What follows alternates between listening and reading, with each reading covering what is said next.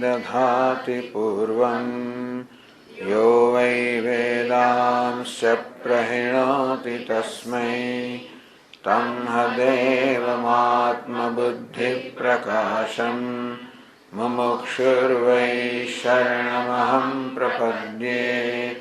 ॐ शान्ति शान्ति शान्तिः।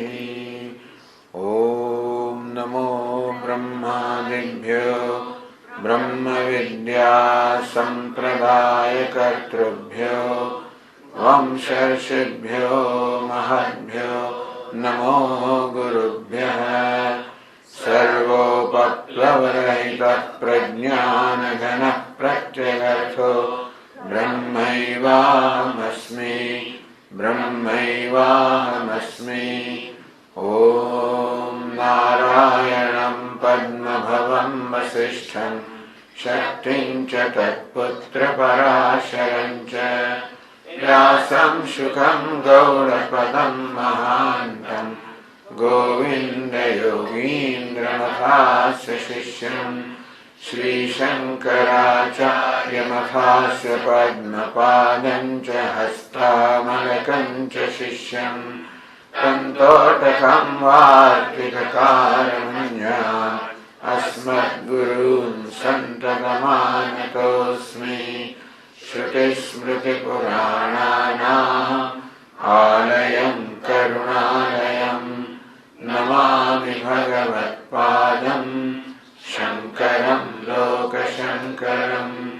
शङ्करं शङ्कराचार्यं केशवं बादरायणं सूत्रभाष्यकृतौ वन्दे भगवन्तौ पुनः पुनः।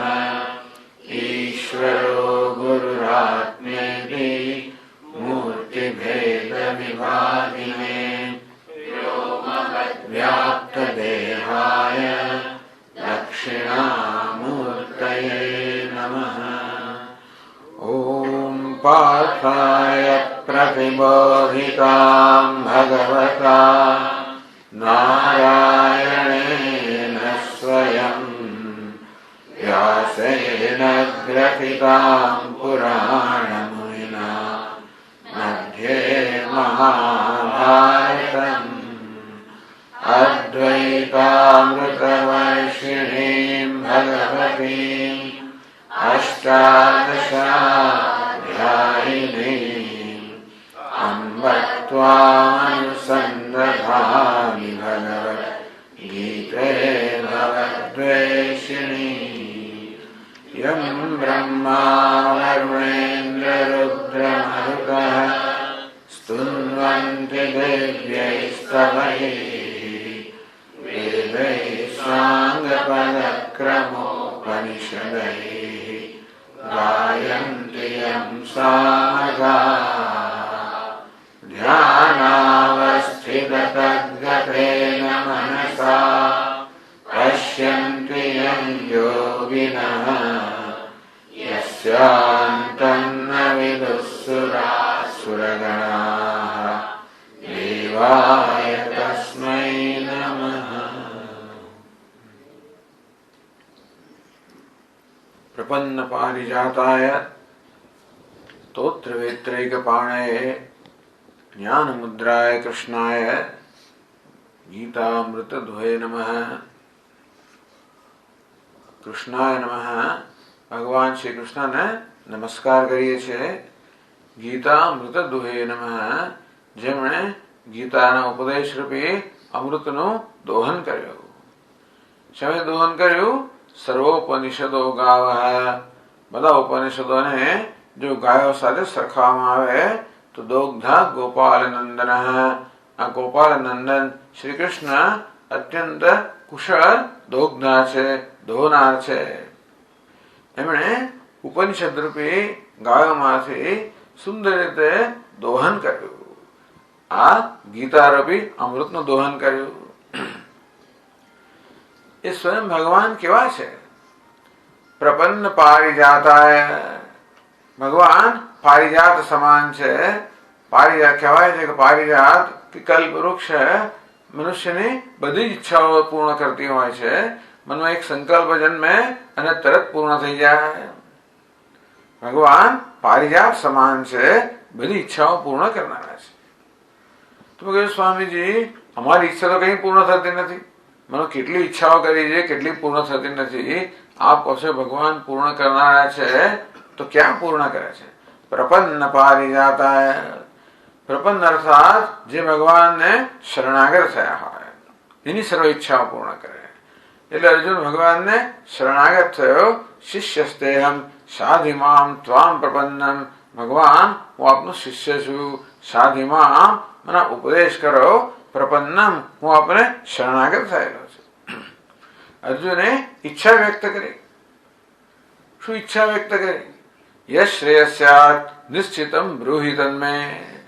હે ભગવાન, જે મારા માટે નિશ્ચિતમ શ્રેયસ, નિશ્ચિત કલ્યાણકારી હોય, જે જીવનનું નિશ્ચિત કલ્યાણ કરે, અર્થાત જે પ્રાપ્ત કરવાના કારણે કલ્યાણ થવાનું નિશ્ચિત જ છે, એ વિશે આપ મને કહો.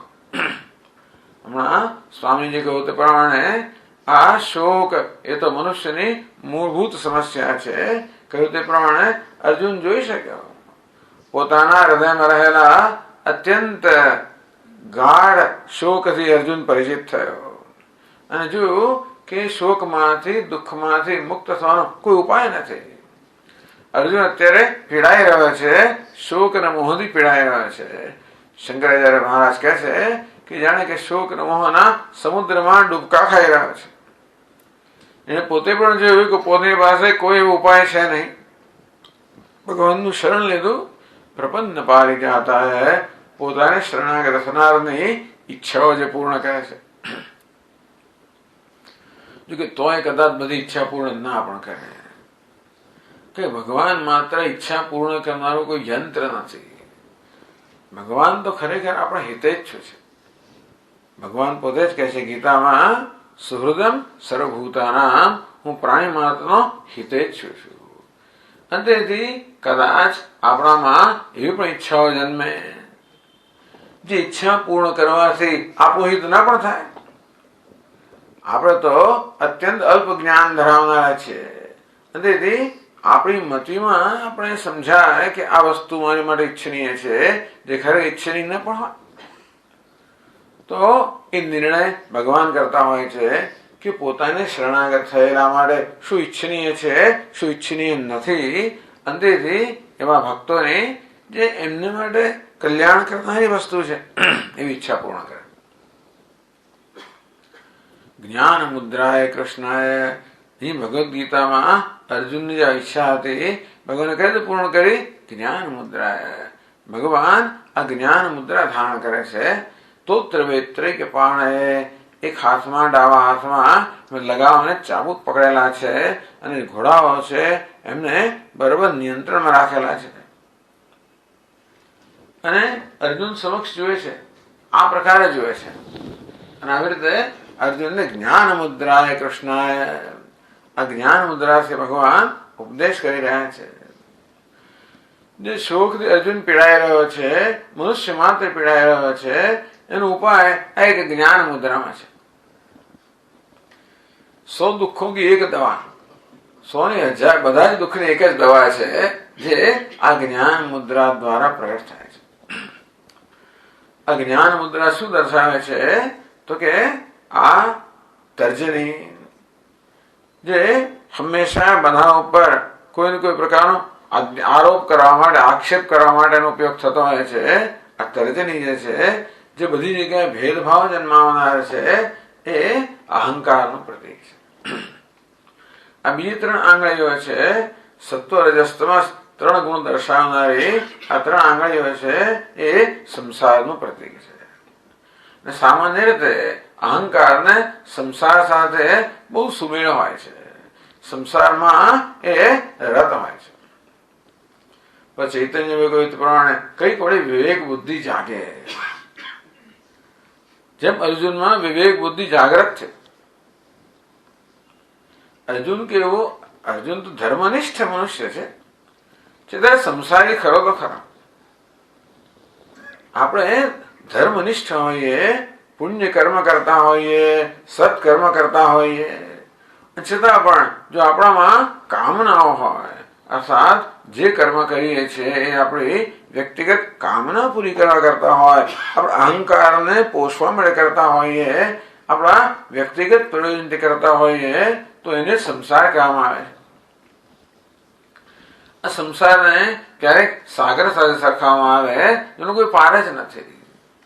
તો આ કામનાની પૂર્તિ માટે, વ્યક્તિગત કામનાની પૂર્તિ માટે, અહંકારને સંતુષ્ટ કરવા માટે, પોતાનો સ્વાર્થ સાધવા માટે જે કે થતું હોય, ક્યારે પણ આપણને ઈચ્છનીય વસ્તુ આપતું જ નથી.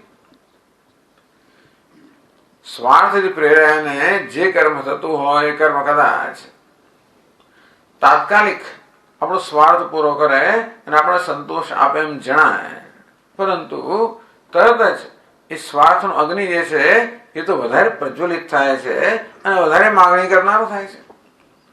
સ્વાર્થ જે છે ને એ તો અગ્નિ સમાન છે. અગ્નિમાં જેમ ઘી હોમતા જઈએ અને અગ્નિ વધુ પ્રજ્વલિત થાય, તેવી રીતે આ સ્વાર્થ પણ જેમ જેમ પૂરો કરતા જઈએ તેમ વધુ ને વધુ તીવ્ર બનતો જાય છે.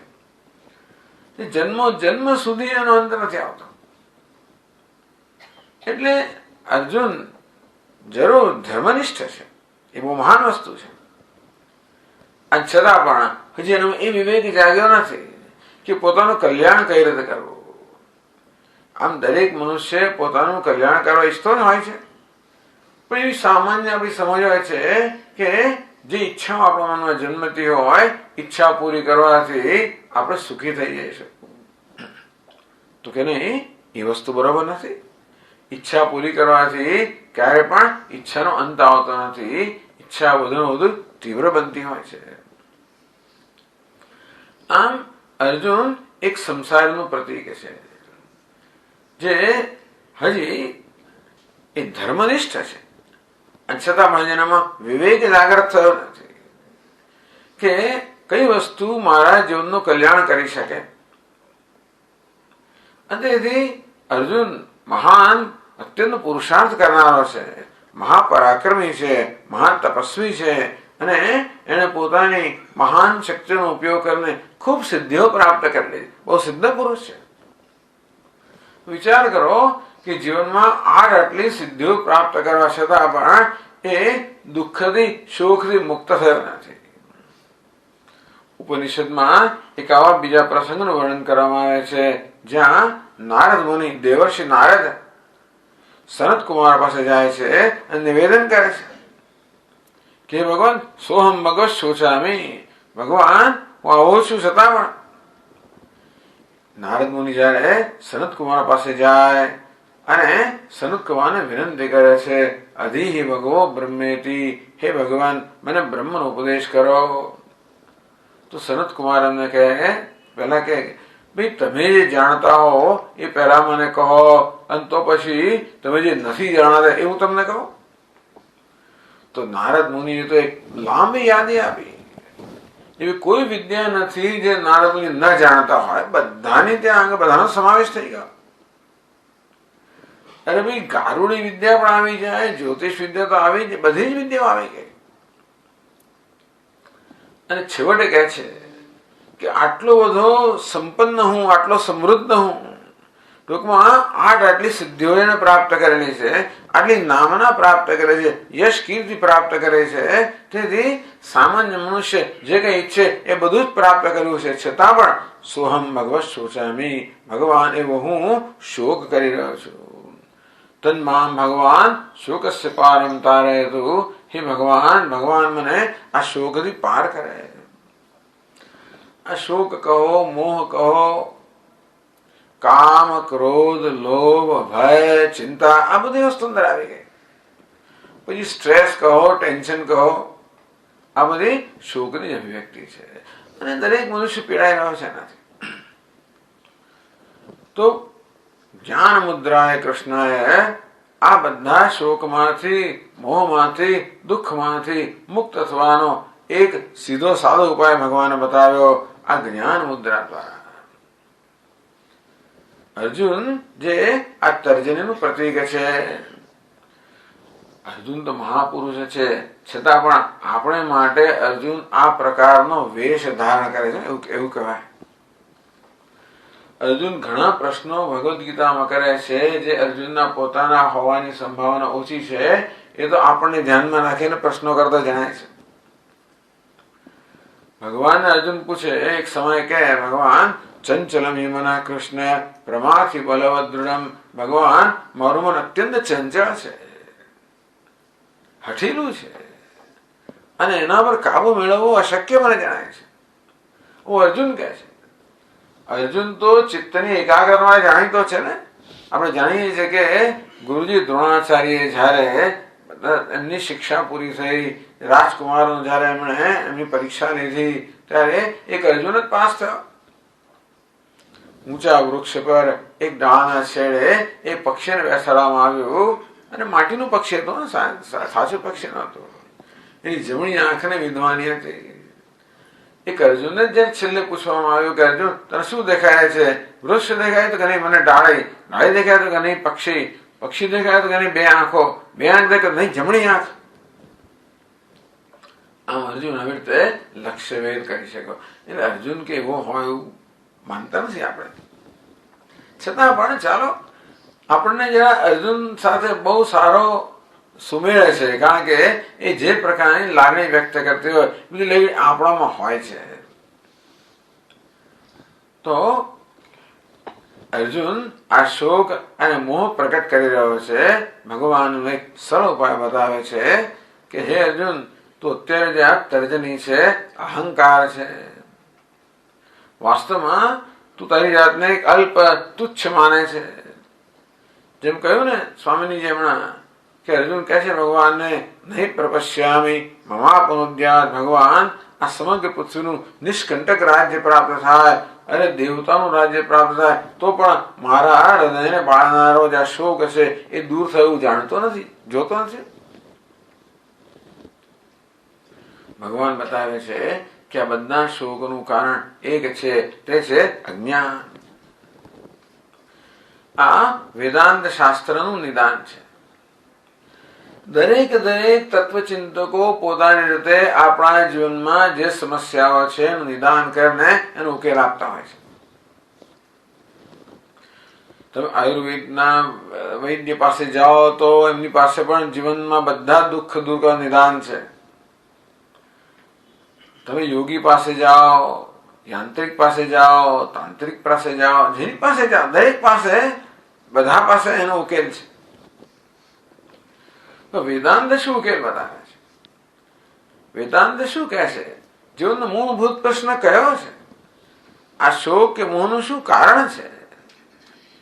વેદાંત કહે છે, ભગવદ્ ગીતા કહે છે કે અજ્ઞાન એનું કારણ છે. યેનમ વેત્ય હંતારમ યશ્ચિન્નમ મન્યતે હતમ ઉભૌ તવ ન વિજાનીત નાયમ હંતિ ન હન્યતે. ભગવાન કહે છે બીજા અધ્યાયની અંદર કે જે એ માને છે કે હું તો હનન કરનાર છું, મારનાર છું, બીજો જે માને છે કે હું મરનાર છું. એક પોતાને મારનાર માને છે, બીજો પોતાને મરનાર માને છે. ઉભૌ તવ ન વિજાનીત, ભગવાન કે આ બંને જાણતા નથી. નાયમ હંતિ ન હન્યતે, આત્મા કોઈને મારતો પણ નથી અને મરાતો પણ નથી. બહુ મોટી વસ્તુ છે. આત્મા એટલે હું તમે. આત્મા મરતો પણ નથી, મારતો પણ નથી અને મરતો નથી.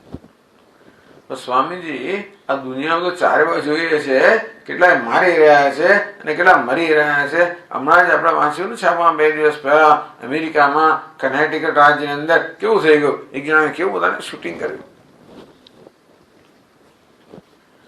તો આપ કેમ કહો છો? તો કે નહીં, આ મારનાર અને મરનાર જે છે એ આત્મા નથી. એ તો આ બહારનો વેશ છે. આ વેશના સ્તરે અસર થઈ રહ્યો છે. વાસ્તવમાં આત્મા એટલે કે હું, આપણું જે વાસ્તવિક સ્વરૂપ છે એ તો આ મારનાર અને મરનાર બંનેથી મુક્ત છે. હવે કલ્પના કરો કે એવું જ્ઞાન આપણને થઈ જાય કે હું મારનાર પણ નથી અને મરનાર પણ નથી. જો હું મરનાર ન હોઉં તો પછી જીવનમાં ભયનું કોઈ સ્થાન રહે ખરું? વિચાર કરો. ધારો કે મને આવું જ્ઞાન થઈ જાય કે હું મરનાર નથી, ન જાયતે મ્રિયતે વા કદાચિત.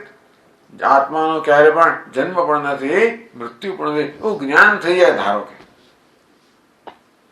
તો કોઈ ભય રહે ખરો? અને મૃત્યુ અનેક પ્રકારનું હોય છે. આ દેહનું મૃત્યુ તો ખરું, પણ વારંવાર મરતા હોઈએ છે.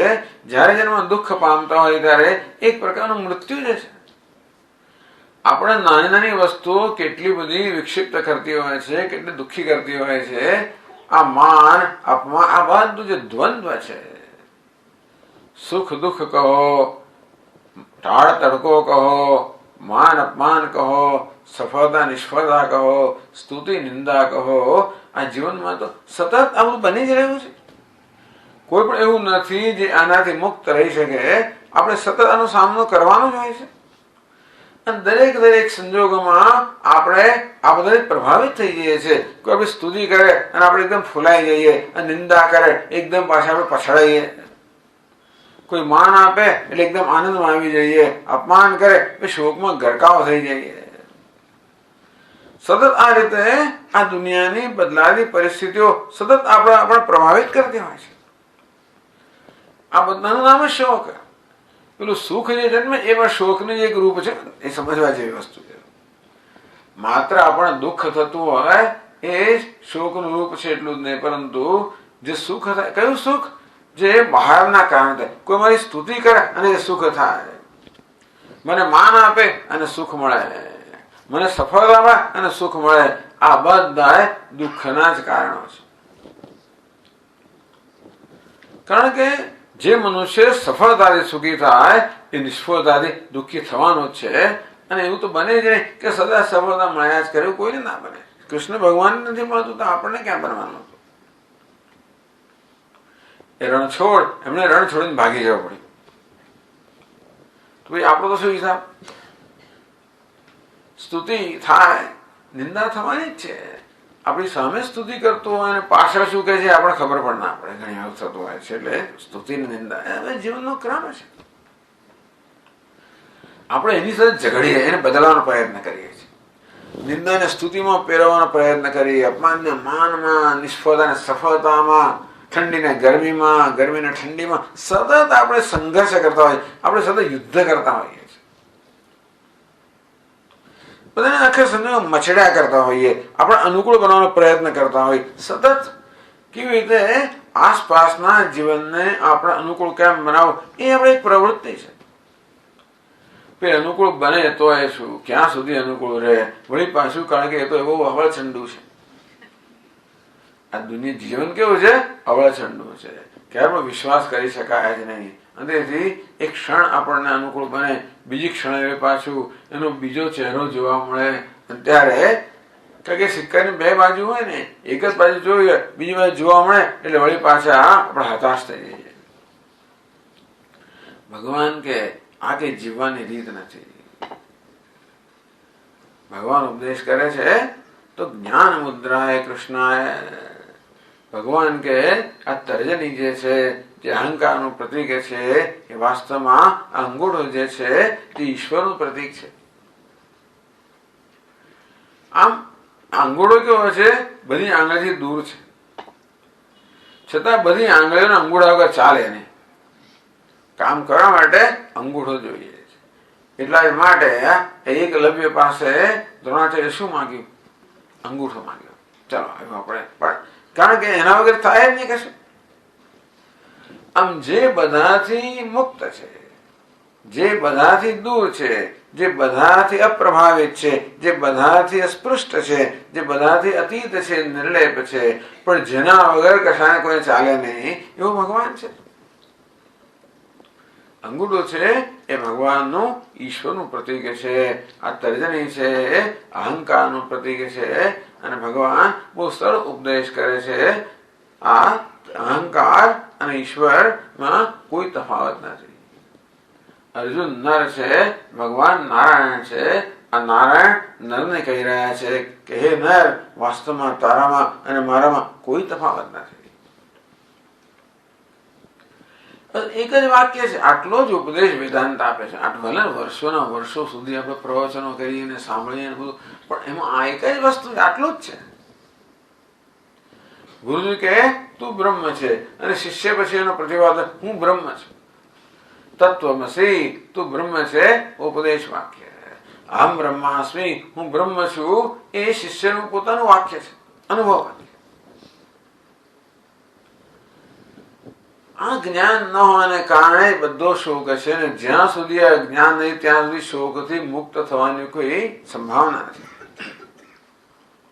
ભગવદ ગીતા આપણને આ જ્ઞાન આપે અને એ રીતે બધી ઈચ્છાઓ પૂરી કરે. પ્રપન્ન પારિજાતા.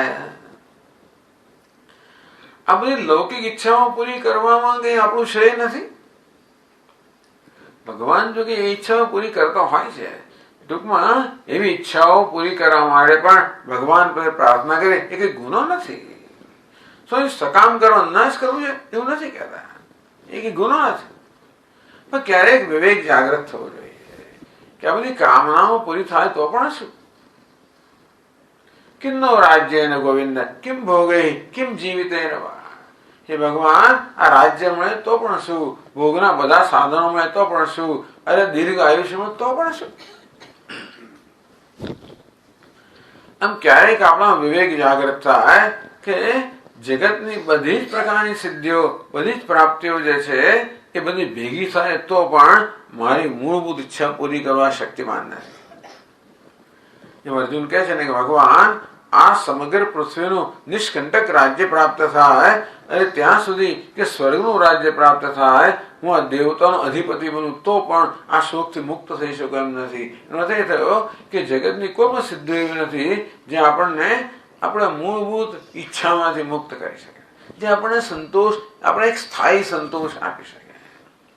વસ્તુ આપણે તાત્કાલિક સંતોષ આપતી હોય છે, નથી આપતી એમ નહીં, પણ આપણે જોઈએ છે સ્થાયી સંતોષ.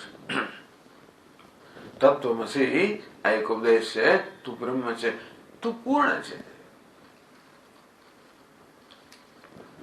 તારે માટે ભયનું કોઈ કારણ નથી, દુઃખનું કોઈ કારણ નથી, શોકનું કારણ નથી. ત્યાં સુધી ભગવાન તો કહે છે ના સતો વિદ્યતે ભાવ. હે અર્જુન, તું જેને દુઃખનું કારણ માને છે એ છે જ નહીં. તું જેને દુઃખનું કારણ માને છે ને એ વસ્તુ વાસ્તવમાં છે જ નહીં. અને સુખ તું ઈચ્છે છે ને એ તો તારી પાસે જ છે. સુખ જે તું ઈચ્છે છે એ તો ક્યારે તારી દૂર જ નથી. દુઃખ જેને તે ડરે છે એ તો એનું તો કોઈ એનું અસ્તિત્વ જ નથી. આ પ્રકારનો ઉપદેશ આપણે ભગવાન કરે છે. શું વાત કરો સ્વામી, દુઃખનું કોઈ કારણ જ નથી. માણસ બિચારો માણસ માત્ર દુઃખી છે અને ગીતા કહે છે કે દુઃખનું કારણ જ નથી. અરે કે ભાઈ દુઃખ કોણ આપે છે? સ્વામીજી, મારો સાહેબ મને દુઃખ આપે છે, મારો પડોશી દુઃખ આપે છે, મારી પત્ની દુઃખ આપે છે, પતિ દુઃખ આપે છે, જે કોઈ આપતું હોય ને. જેને જુઓ તો ખરા કે જ્યાંથી દુઃખ આવે છે એ શું છે, કોણ દુઃખ આપે છે અને કોને દુઃખ આપે છે? આ દુઃખ આપનારા છે વ્યક્તિ છે, એ વ્યક્તિ વિશે જરા વધારે વિચારો કે એનું વાસ્તવિક સ્વરૂપ શું છે તો ખબર પડશે કે વ્યક્તિ તો માત્ર વેશ જ છે. જે દુઃખ પડે છે એ પણ એક વ્યક્તિત્વનો વેશ લીધેલો છે. આમ ગીતા સમજાવે છે કે આપણે જે છે ને આ વેશ અને વેશ પહેરનાર એ બે આપણા ભેગા છે. પુરુષ અને પ્રકૃતિ આ બંનેનો આપણે સંયોગ છે. આ પ્રકૃતિનો વેશમાંથી પુરુષ સતત અનેક પ્રકારના કર્મ કરી રહ્યા છે. બધું આ માન અપમાન આ બધું કયા સ્તરે છે? માત્ર વેશના સ્તરે છે, પ્રકૃતિના સ્તરે છે. તમે કલ્પના કરો કે નાટક ચાલી રહ્યું હોય અને નાટકમાં બધું જ થતું હોય. નાટકમાં અભિનેતા કોઈ ભિખારીનો વેશ લઈને વેશ ભજવી રહ્યો હોય તો એનું કેટલું દુઃખ સહન કરવું પણ ખરું કે નહીં? એને ગમે તેટલું અપમાન થાય, તમને એમ લાગે છે કે એ વસ્તુ પેલા અભિનેતાને સ્પર્શે છે જરાય પણ? એનું અપમાન થતું હોય, એનો તુચ્છકાર થતો હોય, એ બિચારો ભૂખે રહેતો હોય, એ રડતો હોય, આ બધું થતું હોય ત્યાં આગળ નાટકમાં, પણ તમને એમ લાગે છે આ બધાની પેલા અભિનેતા પર કોઈ અસર છે ખરી? કેમ નથી? અરે પેલો એને ગાળો દઈ રહ્યો છે તો પણ આમ બહારથી બહુ દુઃખી છે, અંદરથી તો પ્રસન્ન છે. કારણ કે એને આ જ્ઞાન છે. શું જ્ઞાન છે? કે હું તો વેશ નથી, વેશથી ભિન્ન છું. આ વેશ અને વેશ પહેરનાર વચ્ચે એક અંતર છે. કયું અંતર છે? એક જ્ઞાનનું અંતર છે, બીજું કોઈ અંતર નથી. ભિખારી અને અભિનેતા વચ્ચે બીજું કોઈ અંતર નથી કે ભિખારી હોય અને અભિનેતા ત્યાં હોય. જે ભિખારી છે ત્યાં જ અભિનેતા છે. પેલાનો હાથ છે એ અભિનેતાનો જ હાથ છે, પેલો જે મોંથી રડે છે એ પેલાનું મોં છે. છતાં આપણો ભેદ છે, અંતર છે. કેવું અંતર છે? એ જ્ઞાનનું અંતર છે. અંદરથી પેલો અભિનેતા જાણે છે કે હું તો અભિનેતા છું, હું તો ધનવાન છું. આ ભિખારી માત્ર વેશના સ્તરે છે. અંદરથી જે કે માન અપમાન બધું પ્રાપ્ત થાય છે એ કયા સ્તરે હોય છે? વેશના સ્તરે હોય છે. હા, પેલો અભિનેતા છે જો ભૂલી જાય કે પોતે અભિનય કરી રહ્યો છે, કે ગડબડ થઈ જાય ને મગજની અંદર, ક્યારેક થઈ જાય, કારણ કે એ માણસ છે ને છે બળે તો. અંતેથી એવું બને કે નાટક કરવા આવતા પહેલા ઘરે એને કોઈ જરા ચડબડ થઈ હોય એની પત્ની સાથે, જરા બોલચાલ થઈ હોય, બહાર ગમે તો રૂઆબ કરતો હોય, અંદરની વાત બધી જુદી જ હોય, તેથી જે કે એને બિચારાને પ્રાપ્ત થયું હોય. કારણ કે એક જણે પૂછવામાં આવ્યું કે બહાર તો તમે સિંહ જેવા આમ બહાર ફરો છો, ઘરે જઈને શું થઈ જાય તમને? પેલો કે ઘરે જવું છું ને ત્યારે એક દુર્ગા મારા પર સવાર થઈ જાય. પણ એને ટૂંકમાં આ અભિનેતા આવું ઘરે જઈને થયેલું એટલે એ વસ્તુના મગજ પર સવાર થઈ ગયા. આવું જલ્દી જાય નહીં. અને એની અભિનય કરી રહ્યો ત્યારે તો બધું છૂટી જવું જોઈએ, અને તો જ એ મુક્ત મને અભિનય કરી શકે. પરંતુ આ બધી અસર રહી ગઈ હોય છે તો શક્ય છે કે પેલો અપમાન કરે ને એને પેલું 2 કલાક પહેલા ઘરે થયું એ યાદ આવી જાય એકદમ, અને જે ત્યાં જે થયું હતું એ તો ભૂલી જાય કે આ તો રંગમંચ છે, આ ઘર નથી. અને સાયકોલોજીમાં ટ્રાન્સફરન્સ કહે છે. ટ્રાન્સફરન્સ એટલે શું? કે આપણે છે એક જગ્યાએ, હવે મગજ બીજે જતો રહે, બીજા સમયે જતો રહે, બીજા સંજોગમાં જતો રહે, બીજા સ્થળ કાળમાં જતો રહે. છે અત્યારે રંગમંચ પર, પેલા અપમાન બહાર કર્યું, પણ એને શું થયું? એકદમ એની પત્ની જે કરી રહી હતી ને એકદમ એને એવું થયું કે આ મને આ કરે, જે પછી ત્યાં ઘરમાં જે વર્તન કરતો એ વર્તન અહીંયા આગળ એ સ્ટેજ પર કરવા માંડે. એવું બને, ટૂંકમાં એવું બને કે જયારે એ પોતાની વાસ્તવિક સ્વરૂપ ભૂલી જાય અને ત્યારે બધી જ વસ્તુઓ અસર કરે. પછી આપણે નાનામાં નાની વસ્તુ અસર કરતી હોય છે, કારણ કે આપણે આ ઉપાધિમાં આ વેશની અંદર અહમ ભાવ કરીએ છીએ. ભગવાન આપણને એ વિવેક આપે છે. ના એમ હંતિ ન હન્યતે. હા, કશીક વસ્તુ ન જાયતે, કશીક વસ્તુ જન્મે છે પણ આપણે માનીએ છીએ જન્મતો નથી. ભગવાન કહે છે ન ત્વેવાહમ જાતુ નાસમ ન ત્વમ નેમે જનાધિપા ન ચૈવ ન ભવિષ્યામઃ સર્વે વયમતઃ પરમ. હે અર્જુન, એવો એક ક્યારેય સમય ન હતો જ્યારે હું ન હતો, એવો ક્યારેય સમય ન હતો જ્યારે તું ન હતો, એવો ક્યારેય સમય ન હતો જ્યારે બધા રાજાઓ નહોતા. ટૂંકમાં હું અને તું અને બધા હંમેશા હતા જ. શું વાત કરો છો મહારાજ?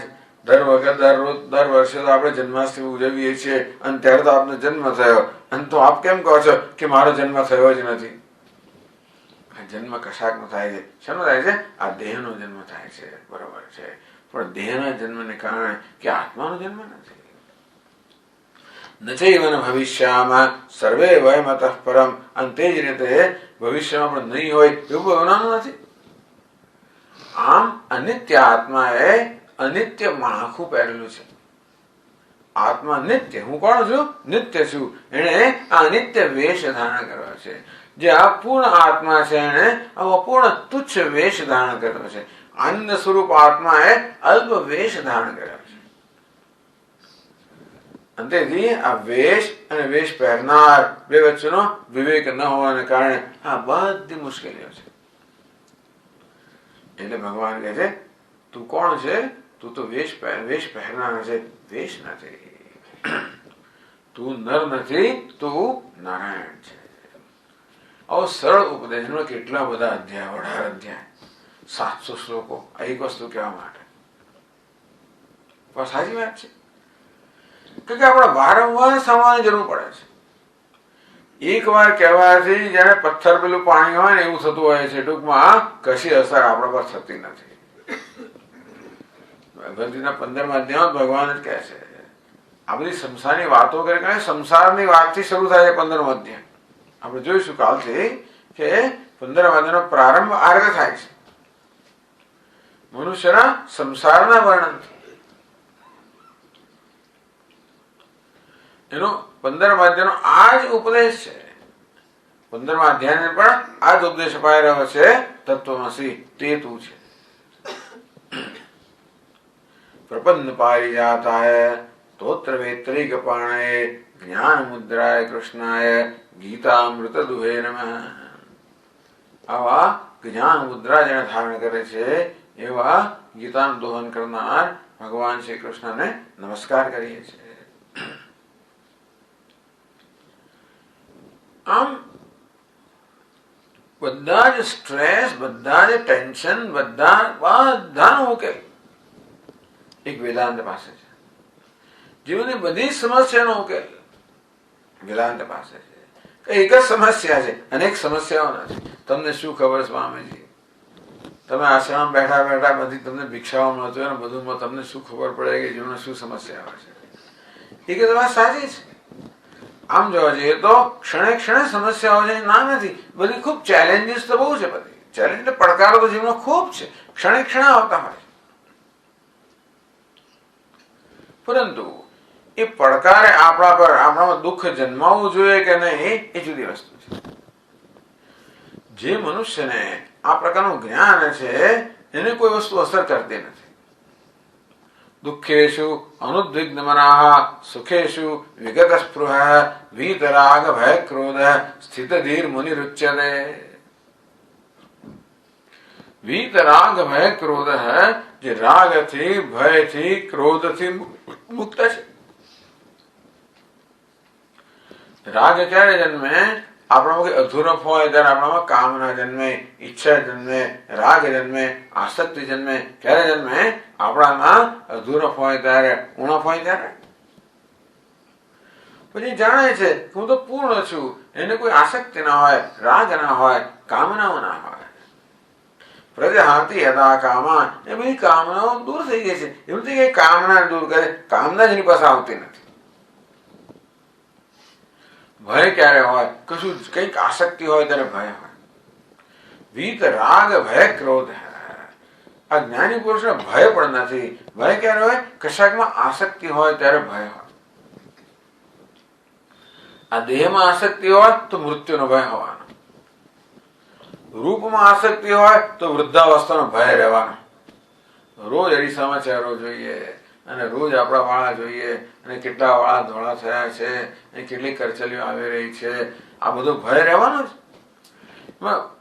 આપણા સ્વામીજી મહારાજ કે કરચલીઓ આવે કે એને દુઃખ ના જન્માવે છે, એને તો ખરેખર આપણો સંતોષ જન્માવે છે. આ કરચલીઓ કે મફત નથી આવી ગયા છે. એ કે મારા ચહેરા પર કરચલીઓ કે મફત નથી આવી, એટલા ચોમાસા જોયેલા છે. I have earned the wrinkles. શું કે? I have earned the wrinkles. ટૂંકમાં આ બધી કરચલીઓ છે એનો તો મેં મેળવેલી છે, મેં સિદ્ધ કરેલી છે. આ દરેક કરચલી બતાવે છે કે કેટલા વર્ષોથી પસાર થયો છું, કેટલા અનુભવ થયેલા છે. અને તેથી આ કરચલી કે દુઃખ જન્માવાની જરૂર નથી, કોઈ જન્માવે છે આપણને. રૂપે જરાયા ભયમ. જ્યાં રૂપની અંદર આસક્તિ છે ત્યાં જરા અર્થાત વૃદ્ધાવસ્થાનો ભય રહેવાનો જ છે.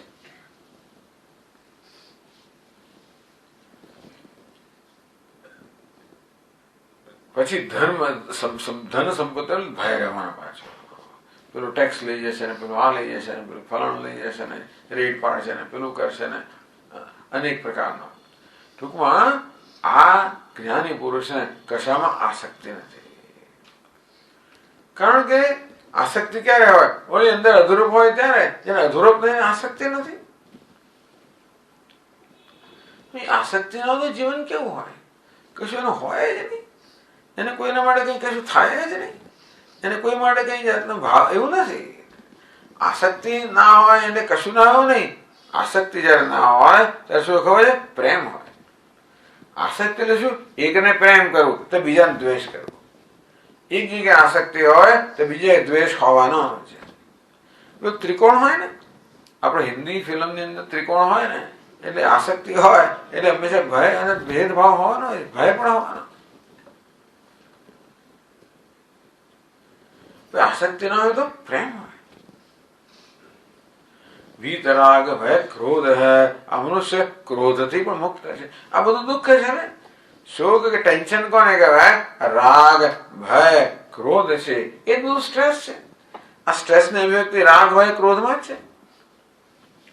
ક્રોધ ક્યારે થાય? આપણું ધાર્યું ન થાય ત્યારે.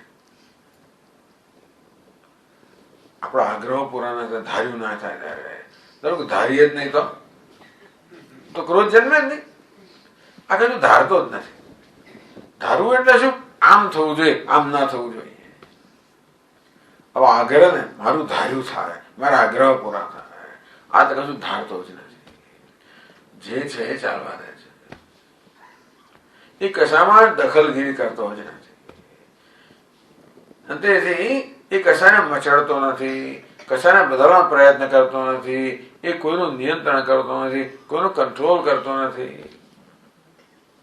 એ જરૂર જ નથી.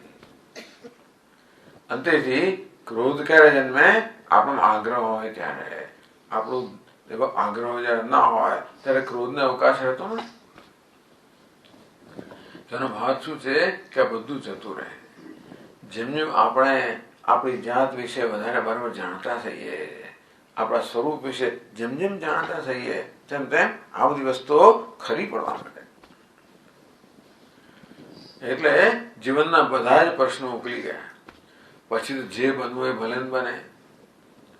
આપણો રાગ ના હોય, ભય ના હોય, ક્રોધ ના હોય તો આપણે એકવાર બહારની કોઈ પરિસ્થિતિ પ્રભાવિત થઈએ જ નહીં. દુઃખેશુ અનુદ્વિગ્ન મનઃ સુખેશુ વિગત સ્પૃહ. ગમે તો દુઃખજનક પરિસ્થિતિ હોય, અણગમતી પરિસ્થિતિ હોય, પ્રતિકૂળ પરિસ્થિતિ હોય પણ જેનો ઉદ્વેગ ના જન્મે, એ તો કહે પ્રતિકૂળ કહેતો જ નથી. એ તો કે બધું બરોબર જ છે. Everything is in order. અમારા સ્વામી મહારાજ કે એવરીથિંગ ઇઝ ઇન ઓર્ડર. બધું યોગ્ય છે, પોતાના સ્થાને બરોબર છે.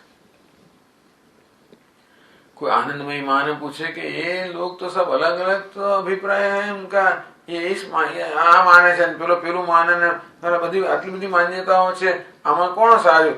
अरे बेटा सब ठीक है, अपने अपने स्थान से सब ठीक है. આમ મહાપુરુષોને બહુ ઠીક જ દેખાય. ક્રોધે એમને ઠીક દેખાય. કોઈ ક્રોધ કરતું હોય તો એ ઠીક દેખાય. બરોબર છે ભાઈ, એ જ્યાં છે ત્યાંથી આ વસ્તુ બરોબર છે. લોભ હોય એ બરોબર છે, એ જે જગ્યાએ ત્યાં એ બરોબર છે. અને કામ ક્રોધ લોભ જેનો આપણે વિરોધ કરતા હોઈએ, સતત નિંદા કરતા હોઈએ, આપણે તો જાત જાતની ટીકાઓ કરતા હોઈએ, પેલો ભ્રષ્ટાચાર છે, આમ છે તેમ છે, ગુસ્સો, અરે બધું ઠીક છે, બધું બરોબર. એ જે સ્તરે છે બધું બરોબર છે. એટલે એનો અર્થ નહીં કશું કરવાનું નહીં, જે કરવાનું એ કરવાનું, પણ અંદરથી બધું બરોબર છે. વસ્તુ બદલવી તો બદલો ના નથી. એમ લાગે કે બદલવાથી કલ્યાણ થશે તો જરૂર કરો, પણ ક્રોધથી પ્રેરાય નહીં, દ્વેષથી પ્રેરાય નહીં. એટલે આમ કરે છે હું એને પાઠ ભણાવી દઉં, એવો કોઈ દ્વેષ નહીં, કોઈ ક્રોધ નહીં. આ મહાપુરુષો ઘણું કર્મ કાર્ય કરતા હોય છતાં પણ કોઈ દ્વેષથી ક્રોધથી પ્રેરાય નહીં. કોઈને હલકો પાડવા માટે, કોઈનું અપમાન કરવા માટે, એવું કશા માટે નહીં. જેને વીત રાગ ભય ક્રોધ એવી કલ્પના કરો કે મનમાં રાગ ના હોય, દ્વેષ ના હોય, ભય ના હોય, ક્રોધ ના, કેવું જીવન હશે. અને તો કોઈ પણ પરિસ્થિતિ આપણને પ્રભાવિત ન કરી શકે. અર્થાત આપણા આનંદમાં, આપણી પૂર્ણતામાં કોઈ પ્રકારની આંચ ન લાવી શકે. ઉદાસીન ઉદાસીન ગુણૈર્યો ન વિચાલ્યતે ગુણાવર્તંત ઇત્યેવ યો તિષ્ઠતિ નૈંગતે. ગીતામાં અન્યત્ર જ્ઞાની પુરુષનું વર્ણન કરતા ભગવાન કહે છે કે એ તો આ ખેલ જોઈ રહ્યો છે. બધું ગુણા વર્તનતે, આ પ્રકૃતિના ગુણો જે છે ને આ બધો ખેલ કરી રહ્યા છે. એના મનનો ખેલ એવો જ છે. આ બહાર પણ પ્રકૃતિનો ખેલ છે, મનમાં જે વિચારો ચાલે એ પ્રકૃતિનો જ ખેલ છે. જો યો તિષ્ઠતિ નેંગતે, જે પોતાનામાં સ્થિત છે, પ્રતિષ્ઠિત છે, જે ચલાયમાન થતો નથી. જ્ઞાન મુદ્રાય કૃષ્ણાય, ભગવાન કૃષ્ણ આ પ્રકારનું જ્ઞાન, આ પ્રકારનો ઉપદેશ ભગવદ્ ગીતામાં કરે છે. આ જ ઉપદેશ આપણને 15મા અધ્યાયમાં પ્રાપ્ત થશે. બહુ ઉત્તમ અધ્યાય છે. ભગવાન ઉપસંહારમાં કહે છે, ઇતિ ગુહ્યતમં શાસ્ત્રમ ઇદમ ઉક્તમ મયા નઘ. હે અનઘ, હે નિષ્પાપ, આ પ્રકારે મેં તને ગુહ્યતમ, અત્યંત ગોપનીય મેં તને શાસ્ત્ર કહ્યું. આ 20 શ્લોકોનો અધ્યાય છે. અત્યંત નાનકડો અધ્યાય. ભગવાને શાસ્ત્ર કહે, બધી જ વસ્તુઓ છે. એ તદ બુદ્ધવા, બસ એ અર્જુન આટલું જ જાણવાની જરૂર છે. બુદ્ધિમાન છે આ, તું સાચા અર્થમાં બુદ્ધિમાન બનશે, કૃતકૃત્ય બનશે. એટલે 15મો અધ્યાય બહુ પ્રસિદ્ધ અધ્યાય છે.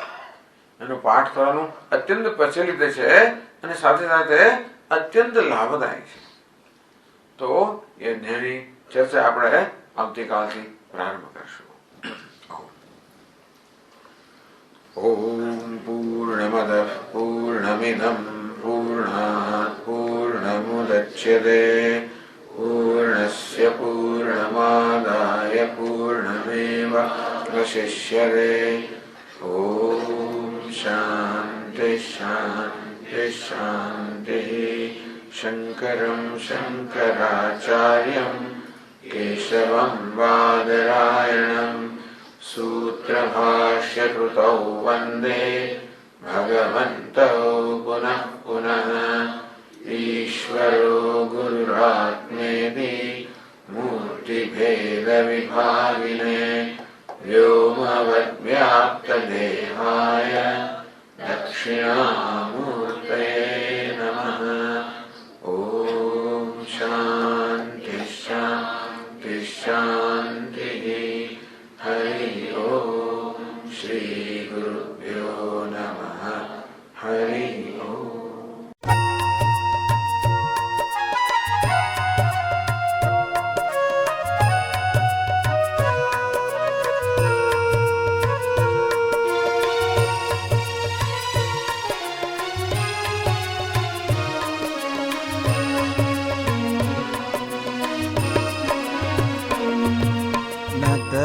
कलाधरा नटन मनोहरा, नटन कलाधरा नटन मनोहरा, नटन कलाधरा नटन मनोहरा, नटन कलाधरा नटन मनोहरा.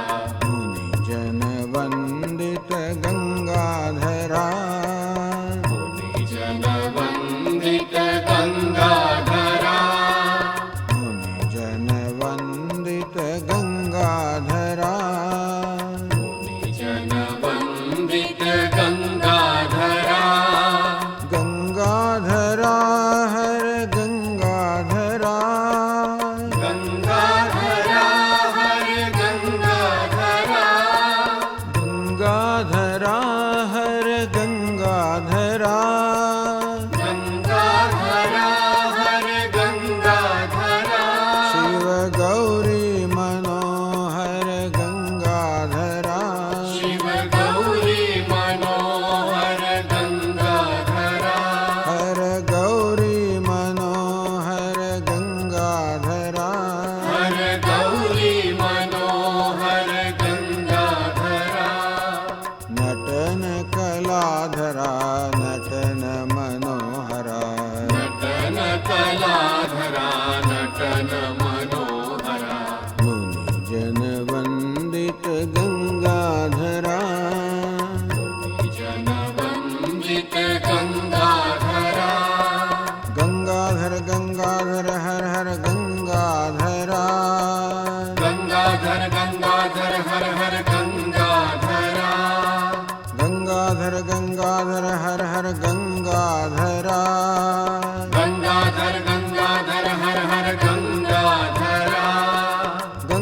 गंगाधर गंगाधर हर हर गंगाधरा गंगाधर गंगाधर हर हर गंगाधरा गंगाधर गंगाधर हर हर गंगाधरा गंगाधर गंगाधर हर हर गंगाधरा गंगाधर गंगाधर हर हर गंगाधरा गंगाधर गंगाधर हर हर गंगाधरा गंगाधर गंगाधर हर हर गंगाधरा गंगाधर गंगाधर हर हर गंगाधरा शिव गौरी मनोहर गंगाधरा शिव गौरी मनोहर गंगाधरा हर गौरी मनोहर गंगाधरा हर गौरी मनोहर गंगाधरा नटन कलाधरा नटन मनोहरा नटन कलाधरा नटन मनोहरा मुनि जन वंदित गंगाधरा जन वंदित गंगाधरा गंगाधरा हर गंगाधरा गंगाधरा हर गंगाधरा शिव गौरी मनोहर गंगाधरा शिव गौरी मनोहर गंगाधरा हर गौरी मनोहर गंगाधरा हर गौरी मनोहर गंगाधरा गंगाधर गंगाधर हर हर गंगाधरा गंगाधर गंगाधर हर हर गंगाधरा गंगाधर गंगाधर हर हर गंगाधरा गंगाधर गंगाधर हर हर गंगाधरा गंगाधर गंगाधर हर हर गंगाधरा गंगाधर गंगाधर हर हर गंगाधरा शिव गौरी मनोहर गंगाधरा शिव गौरी मनोहर गंगाधरा हर गौरी मनोहर गंगाधरा हर गौरी मनोहर गंगाधरा नटन कलाधरा नटन मनोहरा नटन कलाधरा नटन मनोहरा मुनि जन वंदित गंगाधरा जन वंदित गंगाधरा मुनि जन वंदित गंगाधरा जन वंदित गंगाधरा